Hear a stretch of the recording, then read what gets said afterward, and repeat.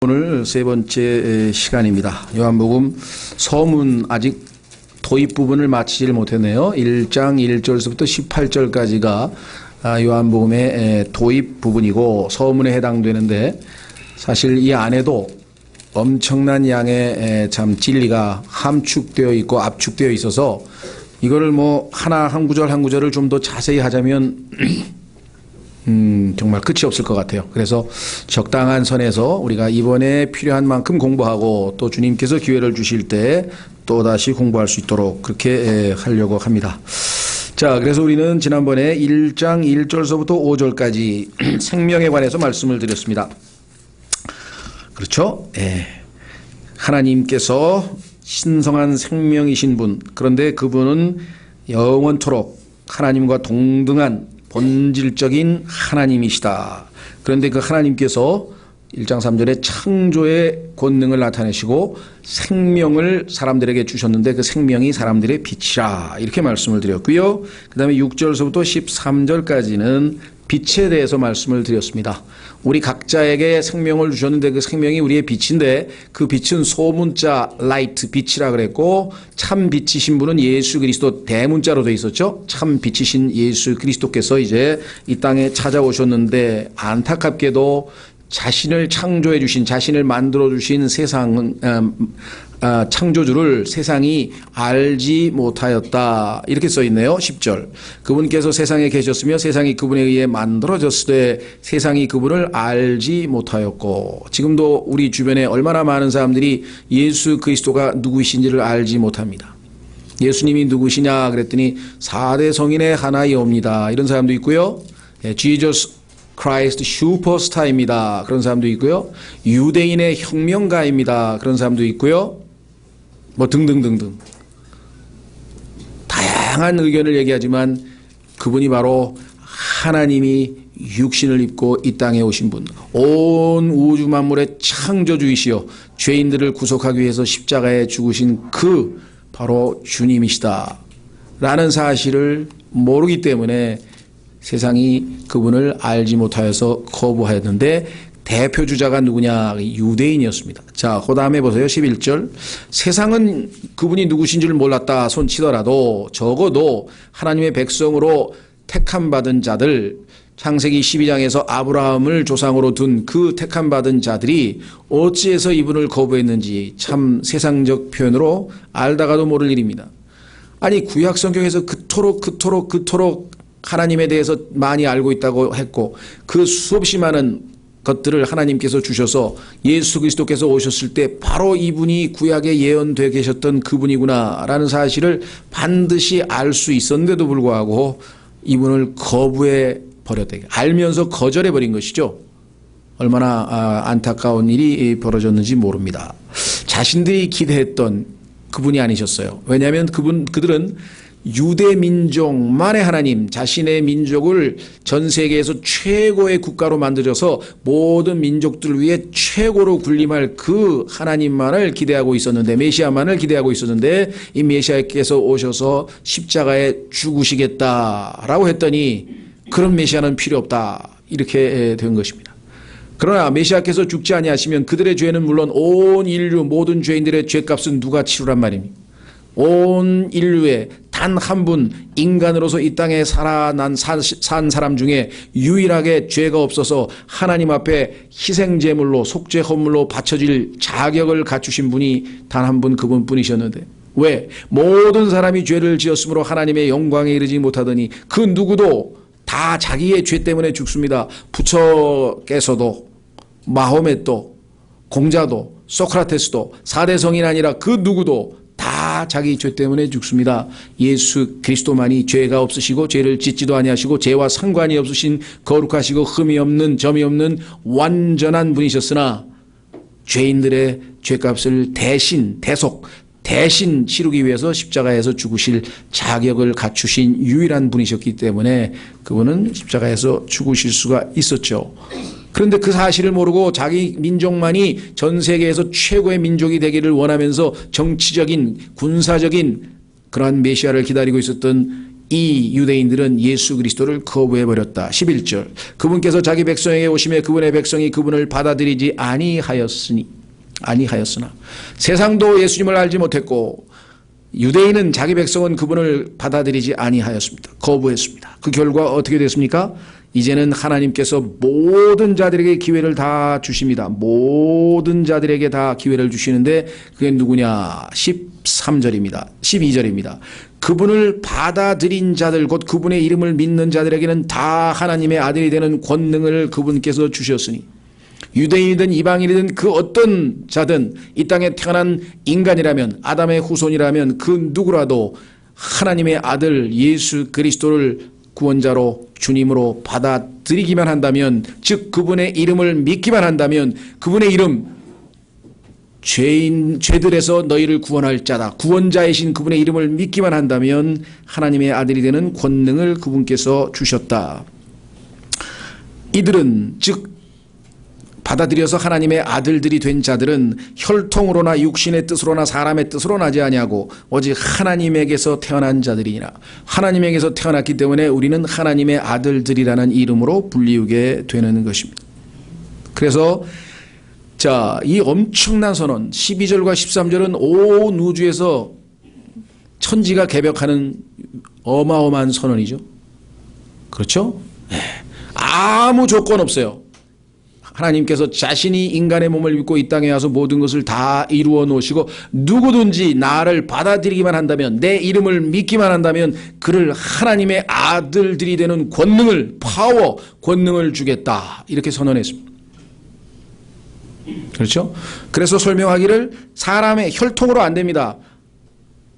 조상이 하나님의 백성이니까 우리도 자동적으로 되느냐? 아닙니다. 육신의 뜻 아닙니다. 인간의 타락한 육신을 가지고 노력을 한다고 되지 않습니다. 사람의 뜻, 아담의 후손으로 태어난 인간은 아무리 선해도 인간의 의지를 가지고도 되지 않습니다.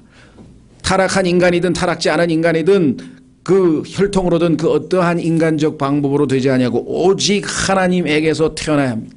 이 세상에 살아있는 모든 인간은 자기의 뜻으로 태어난 사람 없습니다. 육신의 뜻으로 태어난 사람 없습니다. 내가 이 세상에 한번 나가봐야지 하고 나온 사람 없습니다. 다 어머니 뱃속에서 출생했습니다. 마찬가지로 하나님의 아들들도 다 하나님에게서 태어나야지 태어나는 이것 이외에 다른 방식으로 하나님의 아들들이 될 수 있는 방법은 없다라고 성경에서 선언을 했습니다. 안타깝게도 하나님의 아들들이 되는 권능, 파워를 주신다 그랬는데 이거를 일부 잘못된 성경에서 보니까 권리라고 주장해요. 권리, right, 그다음에 authority, 권위, 하나님의 말씀을 여기서도 또 손상시킨 것을 목격하게 됩니다. 심히 안타깝습니다. 자, 그래서 이제 우리는 여기에 너무 머물 수 없기 때문에 오늘은 14절에서 18절까지 자, 오늘 해당되는 말씀은 14절서부터 18절까지입니다. 자, 하나님의 사랑을 우리가 이제 체험할 수 있게 되는데 그것은 뭐냐면 하나님께서 인간의 몸을 입고 이 땅에 찾아오셨기 때문이다 라고 성경은 말씀하고 있습니다. 자, 첫 번째는 뭐냐? 성육신입니다. 즉 하나님이 인간이 되신 것인데 말씀이 육신이 되어 우리 가운데 거하심에 누가복음에 보면은 예수 그리스도께서 태어나는 과정을 무려 2500단어로 설명을 했는데 요한복음은 4단어로 쓴 4단어, 단어 4개를 통해서 말씀이 육신이 되었다. 이렇게 해서 얼마나 간단하게 처리했는지 몰라요. 누가복음과 요한복음의 차이점을 아시겠죠? 예. 그래서 예수님이 어떤 과정을 거쳐서 어떻게 태어났다 이런 스토리 얘기가 없습니다. 그저 요한복음에서는 신비스러운 그 출생의 의미, 창조주 하나님께서 그렇죠? 말씀이신 분께서 육신을 입고 이 땅에 태어났다 이렇게 생각했습니다. 이 땅의 모든 인간은 처음으로 존재합니다. 그렇죠? 여러분과 저는 엄마 뱃속에서 태어나기 전에는 존재하지 않았습니다. 태어나는 순간부터 존재했습니다. 그렇죠? 그런데 이분은 그게 아니고 영원 전부터 옛적부터 영원부터 존재하시던 분이 이 세상에 그저 들어오셨다라고 성경에 기록을 해 놓으셨습니다. 확인해 보겠습니다. 히브리서 10장 5절. 히브리서 10장 5절.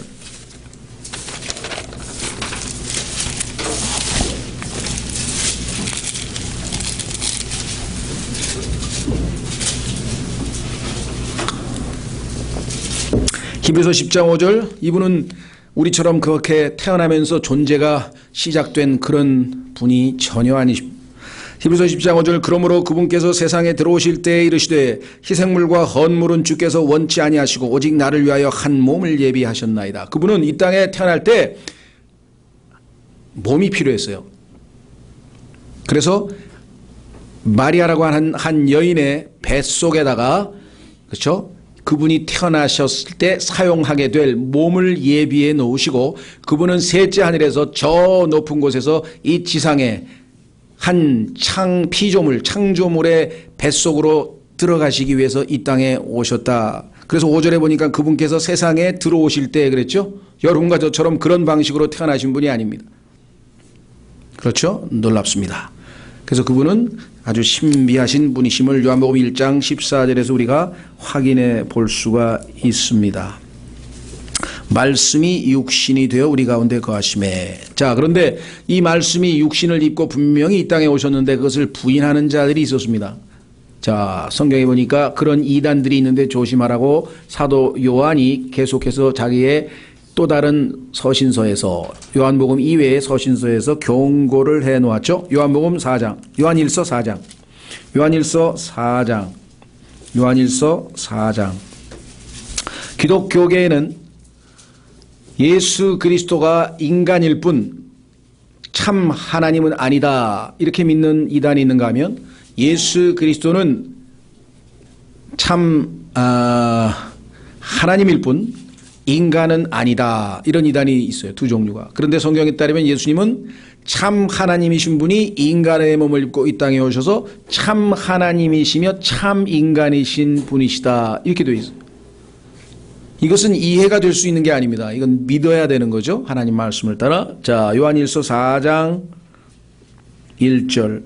사랑하는 자들아, 영을 다 믿지 말고 오직 그 영들이 하나님께 속하였는지 그것들을 시험하라. 이는 많은 거짓 대언자들이 나와서 세상에 들어왔기 때문이라. 이로써 너희가 하나님의 영을 알라. 곧 예수 그리스도께서 육체 안에 오신 것을 시인하는 영마다 하나님께 속하였으며 예수 그리스도께서 육체 안에 오신 것을 시인하지 아니하는 영마다, 이런 자들이 있다 그랬죠. 이 사람들을 이제 도세티스트라고 하는데요, 가현주의자라는 그런 철학 사상이 있었습니다. 하나님께 속하지 아니하였나니 이것이 적 그리스도의 그 영이니라. 그것에 관하여는 그것이 옳으라는 말을 너희가 들었거니와 그것이 지금 이 세상에 이 세상에 있느니라. 이미 세상에 있느니라, 이렇게 되어 있죠. 자, 그뿐만 아닙니다. 조심하셔야 될 것은 예수 그리스도께서 육신을 입고 이 땅에 태어났다, 육신이 되셨다라고 하는 말은, 그러면 우리가 입고 있는 이 육신과 똑같은 육신이 되었다는 뜻이냐? 그것이 또 아닙니다. 여기서 또 조심하셔야 돼요. 너무나 많은 사람들이 우리가 가지고 있는 이 육신과 예수님이 가지고 있는 육신과 똑같다고 생각하는데 한 가지 차이점이 있어요. 그것은 뭐냐면 우리는 이미 아담이 죄를 지어서 죄가 아담의 육체 안에 거한 상태에서 유전자를 물려받았기 때문에 우리 안에도 여전히 죄성이 거하고 있습니다. 죄에 물든 채로 우리는 태어납니다. 그러나 예수 그리스도는 아담이 처음에 창조되었을 때 죄와 상관없이 완전하게 창조되었듯이 예수 그리스도께서도 육체를 처음으로 입을 때에 죄와 상관없는, 그래서 성경에서는 그분은 육체의 모양, 우리의 이 육체의 모양은 똑같은데 안에 본질은 죄가 없는 채로 태어났다. 만약에 예수님께서 죄를 지으면 우리와 똑같은 죄 있는 육체가 되겠죠. 그 잘 아시겠죠? 자, 로마서 8장. 따라서 이와 같이 정확하게 성경을 알지 못하면 예수 그리스도를 단순히 우리와 같은 똑같은 인간으로밖에 보지 않을 수 있다. 로마서 8장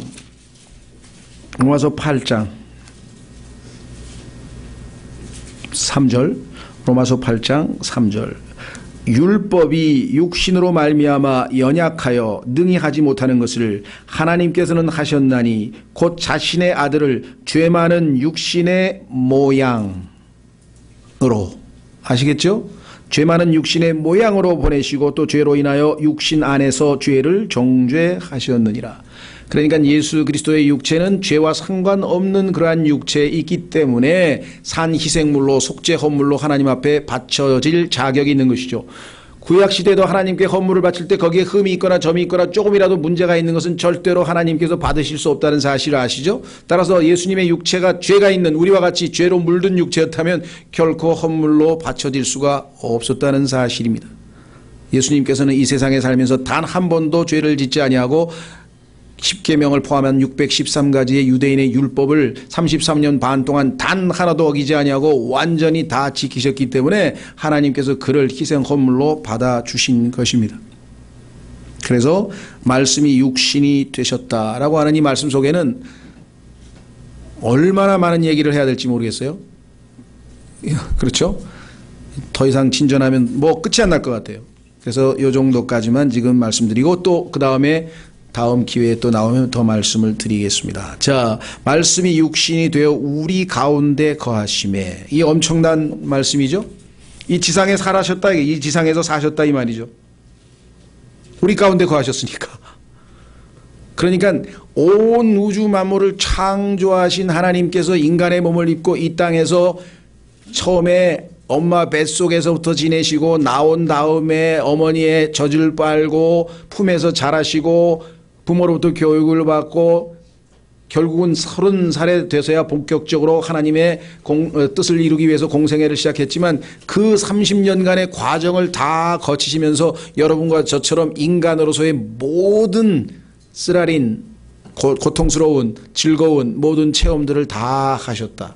그래서 우리에게 있는 대제사장은 우리의 연약함을 체휼하지 아니하는 분이 아니다. 다 알고 계신다. 자, 히브리서 4장으로 가겠습니다. 이 예수님께서 33년 반 동안을 우리와 같은 똑같은 인간으로 사셨다고 하는 사실이 여러분과 저를 충분히 이해할 수 있고 여러분과 저의 고통을 이해할 수 있고 우리와 동병상련의 마음으로 언제든지 우리를 위로할 수 있다. 이 말. 차이점은 그분은 단 한 번도 죄의 유혹에 넘어가지 아니하고 죄의 시험에 무너지지 아니하고 항상 승리하셨을 뿐 우리와는 다르다. 그렇기 때문에 우리를 도와주실 수 있다라고 성경에 써 있다. 그렇죠? 히브리서 2장 2장부터 먼저 보고 4장도 보겠습니다. 히브리서 2장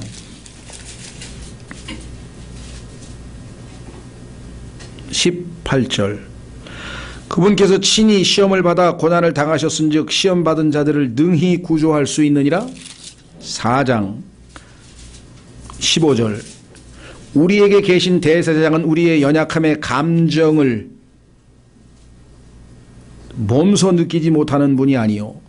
여러분이 친구에게 배신을 당했든 사기를 당했든 뭐 사랑에 실연을 했든 아니면 두려움에 떨든 어떠한 감정이든 모든 것을 다 우리가 체험한 것처럼 체험하시기 때문에 그 느낌을 알고 계신 분이니 그분에게 다 고하면 그분이 너희들을 얼마든지 위로할 수 있으리라. 이것이 성경에 우리에게 제시하는 바죠. 모든 점에서 우리와 똑같이 시험을 받으셨을 때 죄는 없으신 분이시니라.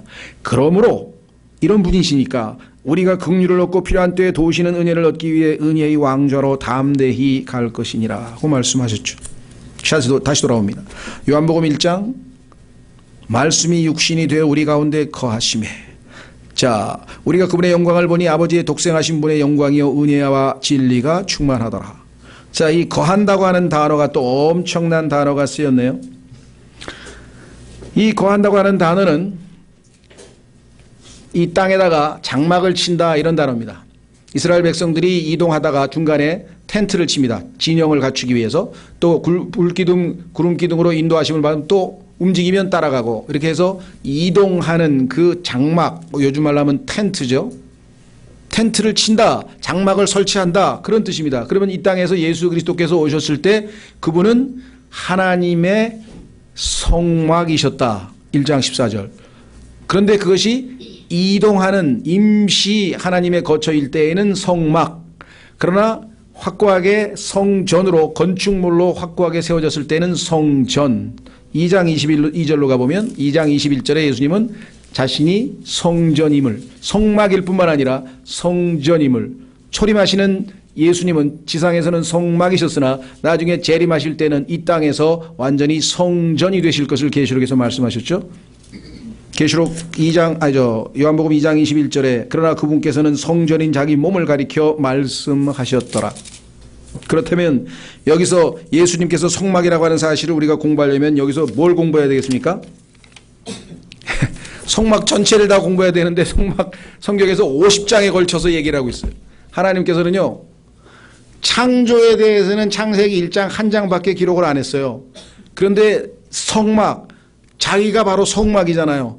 그 성막의 구조, 바깥들, 성소, 지성소, 예수 그리스도의 속사람, 속에 있는 영, 혼, 몸서부터 시작해서 그 성막에 관한 모든 50장을 할애해서 그 50장 자세하게 설명을 해놨는데 그것이 다 예수 그리스도의 어떠하심을 하나 둘씩 다 예표하고 설명해 주는 거래요. 얼마나 평생 걸려도 다 공부를 못한다. 그 한마디 속에서. 그렇죠. 그래서 여러분들 뭐 다 길게 얘기할 수가 없어가지고 기회가 되면 또 공부하겠습니다만은, 자, 성막은 바깥들이죠. 그 다음에 성소가 있고 그 다음에 지성소가 있습니다. 예수 그리스도께서는 바깥들인 그 바깥에서 십자가에 달리셨어요. 그런데 그 십자가가 바로 성막에서는 제단입니다. 제단. 그렇죠? 그래서 예수님께서는 보라 세상 죄를 제거하는 하나님의 어린 양이로다. 하나님의 어린 양으로 십자가에 달리셨습니다. 그리고 그분은 놋뱀으로서 높이 달리셔서 사람들이 그 십자가에 달리신 예수 그리스도를 바라볼 때 구원을 받게 된다고 요한복음 3장 14절에서 말씀을 했습니다. 그뿐만 아니라 그 제단 바로 앞에는 물두멍이 있어서 거기서 깨끗하게 씻습니다.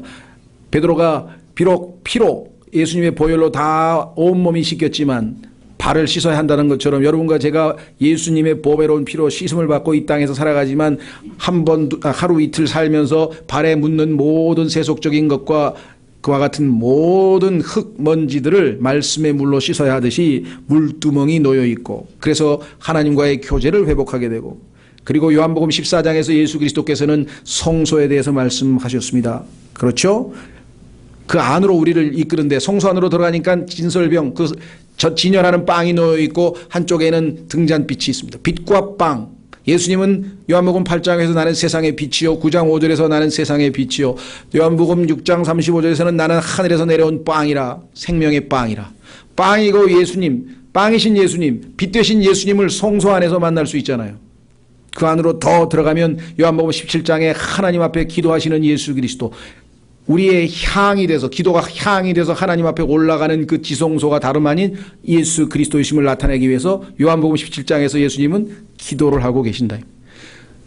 이 모든 것이 다 실타래처럼 얽혀서 완전한 예수 그리스도를 창세기부터 계시록까지 다 보여주시니까 예수님께서 성경은 나에 대하여 증언한 것이라.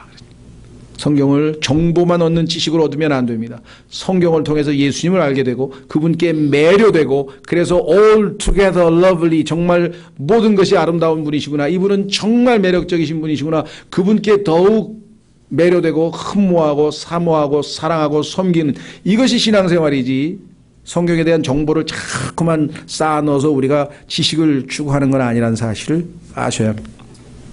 자, 이 성막의 특징에 대해서 셀 수도 없이 많죠. 그렇죠? 그래서 또 기회가 될 때 또 2장에 가서 성전을 얘기할 때 또 그때 살펴보기로 하고, 오늘 최소한도 18절까지는 좀 봐야 될 것 같은데요. 될지 모르겠습니다만은, 자, 아니면 또 나눠서 14, 15절 이렇게 나눠서 해야죠. 급히 먹으면 체하니까 또 그럴 수는 없고. 마음은 조금 급하지만 천천히 한번 해보겠습니다. 그래서 우리가 거하심에 이 텐트를 친다는 한 단어를 놓고 얼마나 많은 것을 공부할 수 있을까. 자, 우리가 그분의 영광을 보니 아버지의 독생하신 분의 영광이요. 성경에 보니까 하나님의 영광이 구약에 몇 번에 걸쳐서 나타났는데, 이제는 그냥 영광이 아니라 아버지의 독생하신 분의 영광이에요. 하나님의 영광이 구름 기둥, 불 기둥 이와 같은 물질을 통해서 드러났었는데, 이번에는 아예 하나님께서 직접 나타나서 아버지가 어떠하신 분임을 우리에게 직접 보여주셨기 때문에 그분의 독생하신 분의 영광이라, 이렇게 성경은 말씀하고 있습니다. 그렇죠?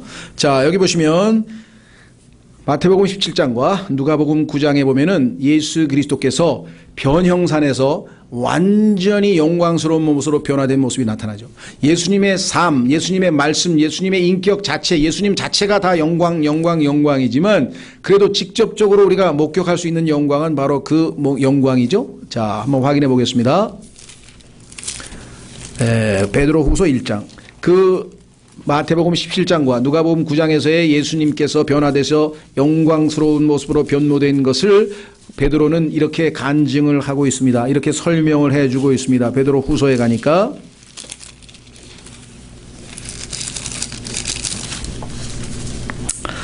베드로 후서 1장 16절 베드로 후서 1장 16절 우리가 너희에게 우리 주 예수 그리스도의 권능과 오심을 알려줄 때에 교묘히 꾸며낸 이야기들을 따르지 아니하였고 우리는 그분의 위엄을 눈으로 본 자들이니라. 직접 변형상에서 목격했다. 나는 17절 뛰어난 영광으로부터 이러한 음성이 그분께 나서 이르기를.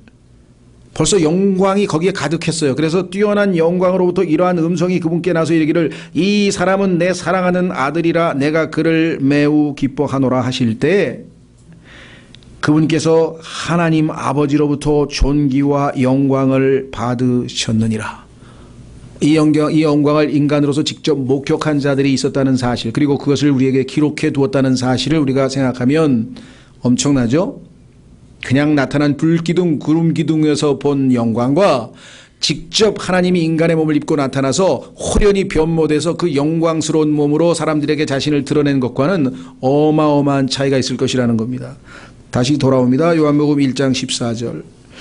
우리가 그분의 영광을 보니 아버지의 독생하신 분의 영광이요. 자, 여기서 지금 독생하신 분, 자, 독생자 18절 보세요. 18절에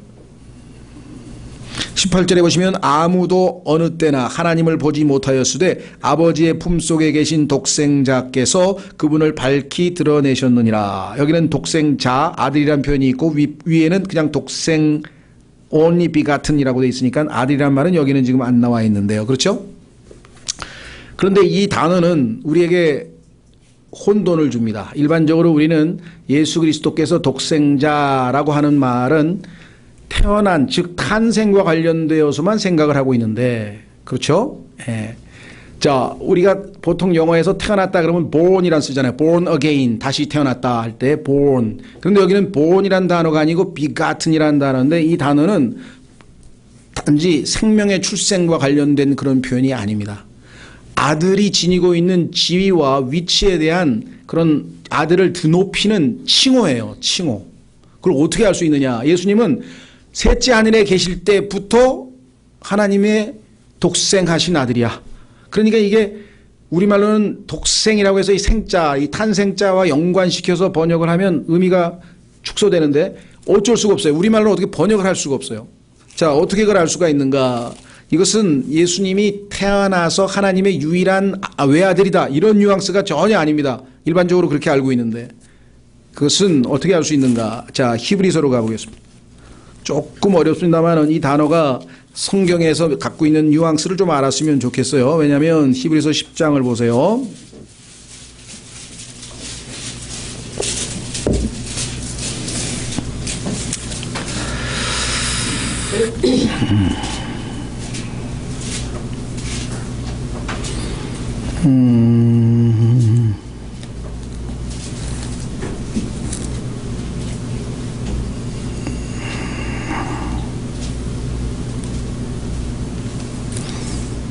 자, 히브리서 10장에 보시면 5절.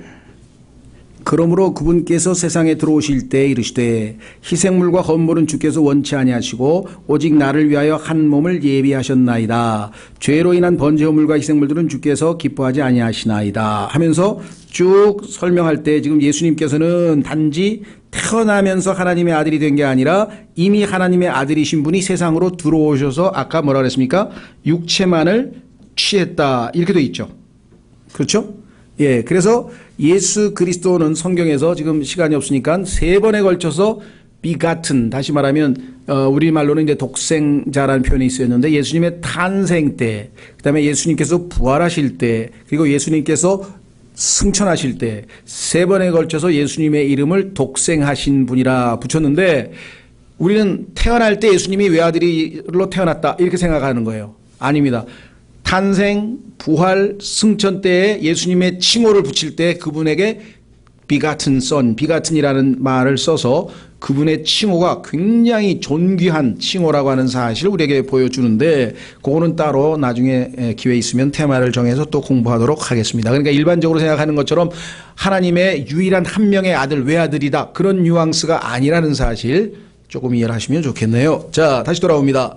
14절 은혜와 진리가 충만하더라. 자, 여러분도 저에게도 은혜가 넘치죠? 그 다음에 진리가 넘치기는 하나 충만이라고 하는 말은 그야말로 완전히 full입니다. 콱. 그래서 다 이 충만으로부터 받는다 그랬어요. 16절 우리가 다 그분의 충만하심에서 받았음에 은혜를 대체하는 은혜니. 자, 성경에 보니까 여러분과 저에게도 성령님이 내주하시죠? 그러나 예수 그리스도 안에 내주하시는 성령님과는 차원이 달라요. 예수 그리스도께서는 어떻게 했습니까? 나사로야 일어나라. 일어나는 능력이 있죠. 근데 여러분과 제가 그렇게 하면 됩니까? 우리 안에 예수님은 the Son of God, 그 하나님의 아들, 즉 대문자이시고 우리는 하나님의 아들들 소문자입니다. 그 차이를 모르면 잘못하면 은사주의자들처럼 우리도 무리를 걸어갈 수 있고 뭐든지 다 할 수 있다. 막 이렇게 아주 이 세상적인 표현으로 오버하는 분들이 있는데 전혀 자신을 모르고 있는 거지. 자, 한번 확인해 보세요. 3장 34절에 보시면 하나님께서는 예수님께 성령을 주시되 어떻게 주셨는가 보십시오. 요한복음 3장 34절 하나님께서 보내신 분은 하나님의 말씀들을 말하나니 이는 하나님께서 그분에게 성령을 어떻게 줬다고요? 한량 없이 주시기 때문이라. Without measure. 한량 없이. 그래서 이분으로부터 우리가 받는 거죠. 이분으로부터. 자, 또 골로새서 1장. 골로새서 1장. 예수 그리스도는 얼마나 놀라우시고 위대하신 분이신가. 내가 기도를 했더니 성령이 충만해. 그래서 나는 물 위를 걸어가겠다. 빛이 있으라. 여러분이 하면 빛이 있게 됩니까? 착각하시는 분들이 있어요. 우리와 예수 그리스도와는 차원이 다르죠. 차원이. 자, 골로새서 1장 19절. 골로새서 1장 19절. 아버지께서는 그분 안에 모든 충만이 거하는 것을 기뻐하시고 모든 충만이 거하는 것을 기뻐하시고 이 거한다는 표현이 아까 텐트를 친다는 표현인데요. 자, 2장 9절. 2장 9절. 골로새서 2장 9절. 그분 안에는 하나님의 신격의 모든 충만이 몸으로 거하고.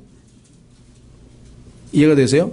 은혜와 진리가 충만하다고 했을 때 그분으로부터 우리는 한량 없이 70억, 700억, 7천억 이 땅에 사는 모든 사람들이 다 원하기만 한다면 그분으로부터 받는다. 그분으로부터 받는다. 다시 돌아옵니다. 15절.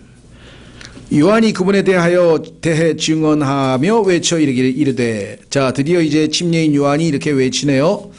내가 말하기를 내 뒤에 오시는 분이 나보다 앞서신 것은 그분께서 나보다 먼저 계셨기 때문이라 하며 언급한 분이 곧 이분이라 하니라. 자, 15절은 침례인 요한의 증언이고요. 16절은 사도 요한의 증언인데 사도 요한이 요한복음을 기록했으니까 자, 한번 확인해 보겠습니다. 15절은 예수님이 어떤 분이신가를 우리에게 신원을 확인해 줍니다. 아이덴티피케이션. 야, 이분이 도대체 누구냐? 자, 내 뒤에 오시는 분이 나보다 앞서신 것은 그분이 나보다 먼저 계셨기 때문이라 하며 언급한 분이 곧 이분이라. 내가 여러 번 얘기했던 분이 바로 이분이야 하고 이분을 사람들에게 알려주는 상황이죠. 그분의 인격, 그분이 누구냐? 그분이 바로 내가 말하던 그분이라고 이렇게 얘기를 했어요. 자, 두 번째는 뭐라고 얘기했는가 하니 뛰어나다 이거죠. 여기서 지금 보면은 내 뒤에 오시는 분이 나보다 앞서신 것은, 자, 이 앞선 것과 그 다음에 나오는 그분께서 나보다 먼저 계셨기 때문이다. 앞선 것은 일종의 질적인 우월성을 나타내고 뒤에 나와 있는 먼저 계셨다고 하는 것은 시간적으로 앞섰다는 얘기인데, 자, 두 가지 의미를 다 한번 우리가 살펴보도록 하죠.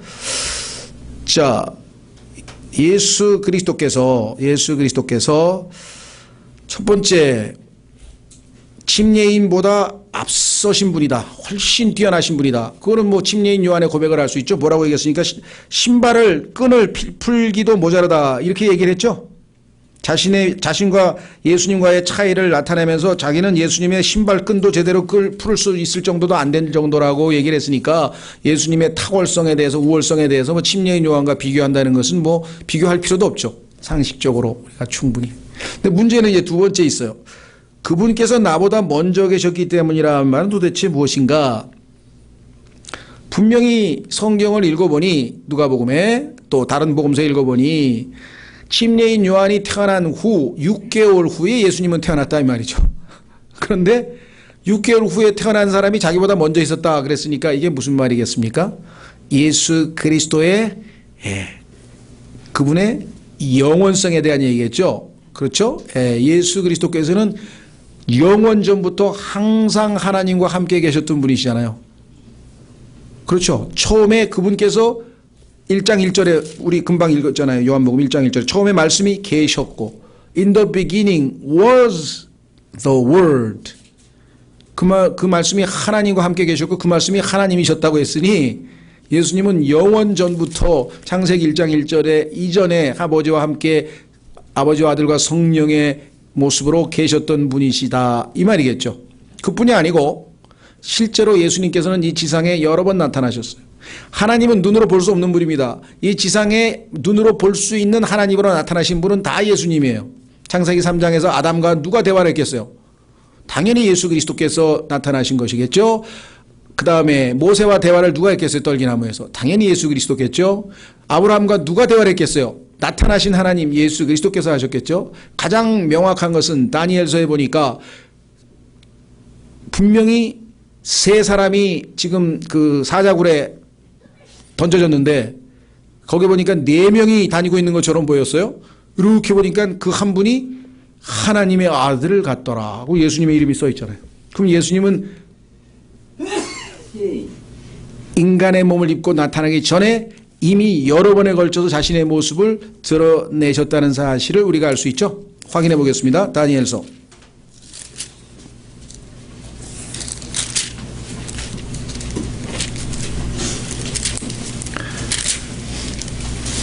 3장 25절.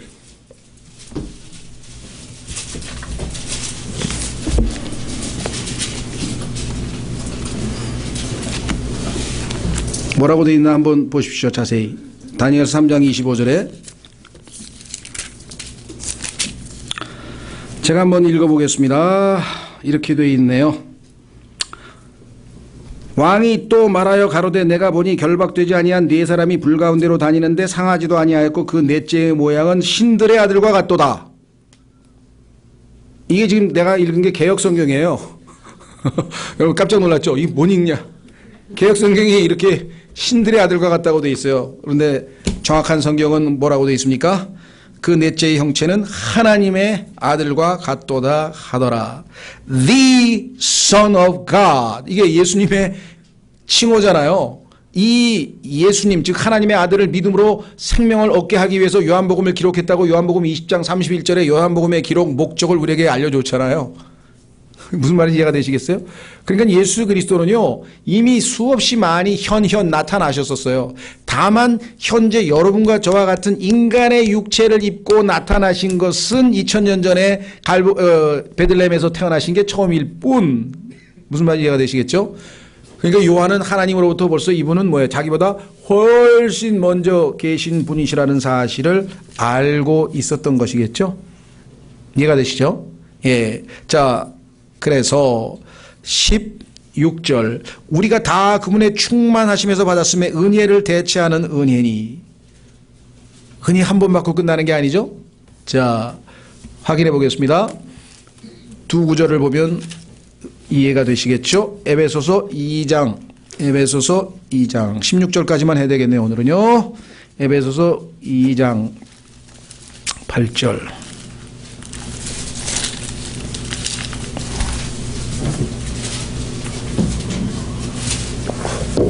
너희가 믿음을 통해 은혜로 구원을 받았나니 그것은 너희 자신에게서 난 것이 아니요 하나님의 선물이니라.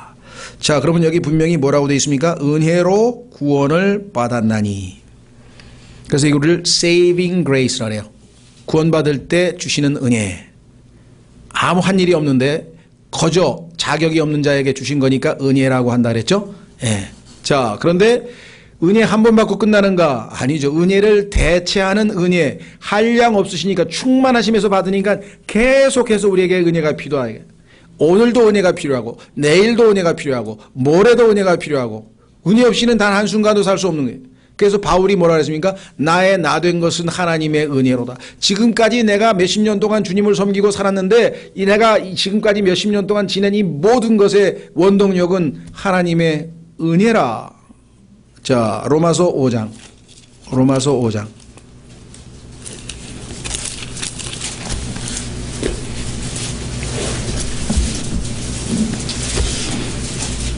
1절. 그러므로 우리가 믿음으로 의롭게 되어 우리 주 예수 그리스도를 통해 하나님과의 화평을 누리는도다. 자, 그래서 여기서 믿음으로 의롭게 된다고 했는데 아까 에베소서에서는 믿음으로 뭐요? 믿음을 통해 하나님의 은혜로 구원을 받았다 그랬죠? 그러면 여기서도 지금 은혜로 의롭게 된 거죠? 자격이 없는데. 그런데 2절에 있는 은혜는 또 다른 은혜죠. 또 우리가 그분을 통해 지금 우리가 서 있는 이 은혜 안에 구원받은 이후에도 계속 은혜가 필요하다 이 말이죠. 믿음으로 들어감을 얻었으며, 그러니까 1절에 있는 믿음은 saving faith, 우리에게 구원을 받을 때 행사하는 믿음. 2절에 있는 믿음은 두 번째 은혜를 받기 위해서 행사하는 믿음. 그러니까 from faith unto faith, 믿음에서 믿음으로 나아가야 한다라고 로마서 1장에 써 있고, 요한복음 1장에서는 grace for grace, 은혜를 대체하는 은혜라고 써 있고, 이해가 되시죠? 예, 그러니까 여기서 얘기하는 은혜는 매일매일의 삶에서 은혜 안에 서 있어요. 지금 은혜 안에 믿음으로 어떻게 은혜 안에 서 있는데, 그 안에 서 있으려면 들어갔으니까 서 있을 거 아니에요. 그렇죠? 어떻게 들어가요? access, 여기 들어간다 그랬는데 들어갈 수 있는 방법은 오직 믿음으로 들어간다 이 말이죠. 자, 그래서 아까 읽었던 바로 히브리서 4장에서 그 은혜의 왕좌가 바로 이 로마서 5장 2절에 해당되는 거예요. 날마다 은혜의 왕좌로 들어갑니다. 그러면 필요한 때에 도우시는 은혜를 주신다고 했죠. 예, 마지막 한번 확인하고 여러분과 제가 다시 한번 히브리서 4장으로 돌아가서 확인해 보겠습니다. 필요한 때에 주시는 은혜. 매일같이 우리는 이 은혜가 필요하죠. 또 긍휼도 필요합니다. 그래서 예레미야 애가에서는 every morning, 매일 아침에 주님의 은혜가 새롭도다. 그렇죠? 주님의 긍휼이 새롭도다. 긍휼과 은혜. 긍휼은 마땅히 내가 받아야 하는 것을 안 받는다. 하나님으로부터 매도 맞고 벌도 받고 징계도 받아야 되는데 하나님이 나를 불쌍히 여기셔서 안 하신다. 은혜는 받을 자격이 없는데 자꾸만 주신다. 평강도 주시고 기쁨도 주시고 먹을 것도 주시고 가족도 주시고 다 주신다. 개념이 서로 상반되는 거 아시겠죠? 히브리서 4장 15절. 우리에게 계신 대제사장은 우리의 연약함의 감정을 몸소 느끼지 못하시는 분이 아니요 모든 점에서 우리와 똑같이 시험을 받으셨을 때 죄는 없으신 분이시니라. 그러므로 우리가 긍휼을 얻고 필요한 때에 도우시는 은혜를 얻기 위해 은혜의 왕좌로 담대히 갈 것이니라. 은혜를 대체하는 은혜를 예수 그리스도께서 우리에게 주시기 위해서 인간의 몸을 입고 이 땅에 오셨다. 말씀이 육신이 되어 우리 가운데 거하시게 되었다. 이 엄청난 사연이 요한복음 1장에서 하나님의 선포입니다. 하나님의 위대한 선포의 말씀이시죠. 예, 다음 시간에 17절서부터 계속 이어가도록 하겠습니다. 예, 오늘은 첫 번째 시간으로서 우리가 사역을 위해서 기도하려고 하는데요. 먼저 오늘 여러분이 받으신 말씀이 그냥 머릿속에 머물러 있지 아니하고 진정으로 우리 마음에서 믿음을 통해 효력 있게 역사에서 일해서 하나님의 말씀이 우리 삶 속에서 열매 맺어 하나님을 영화롭게 할 수 있도록 오늘 받은 말씀을 위해서 잠깐 먼저 기도하겠습니다.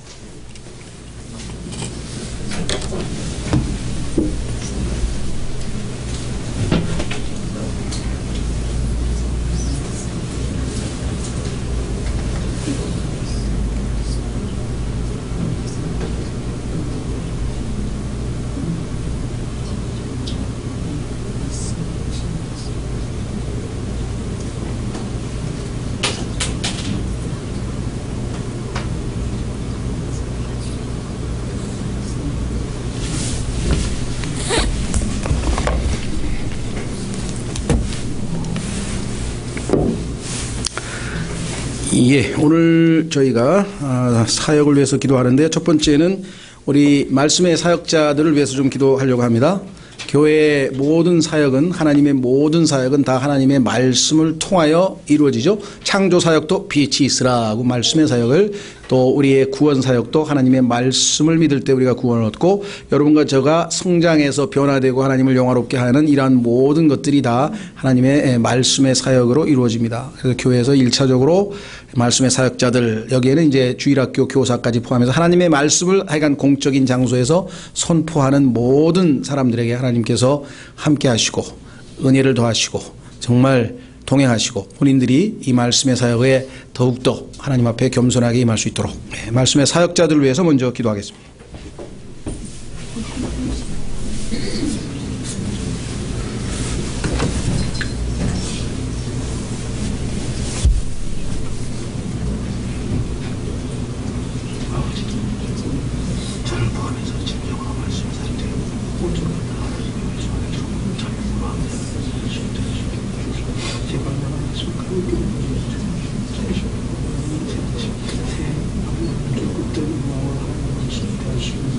오, 주여.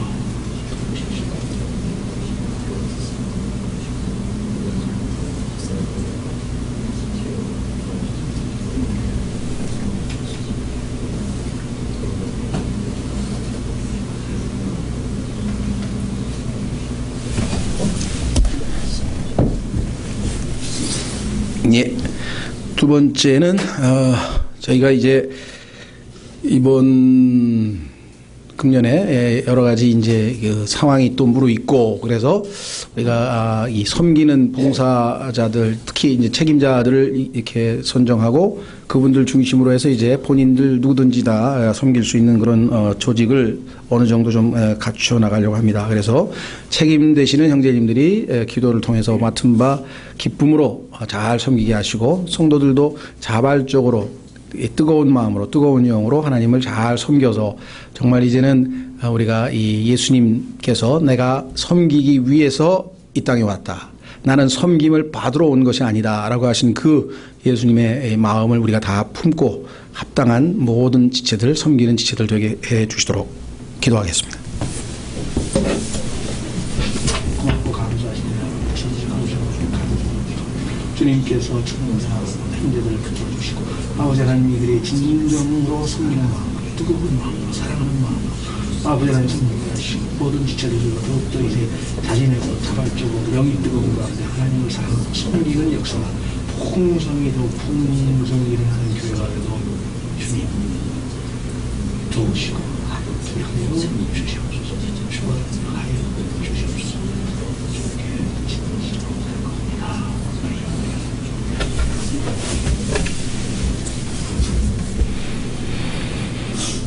예, 그 다음에 세 번째는요, 저희가 이제 지난해 몇 개월에 걸쳐서 이제 뭐랄까, 거주 지역에서 좀 가까운 구역별로 해서 지금 이제 교제 모임을 지금 계속 이어가고 있습니다.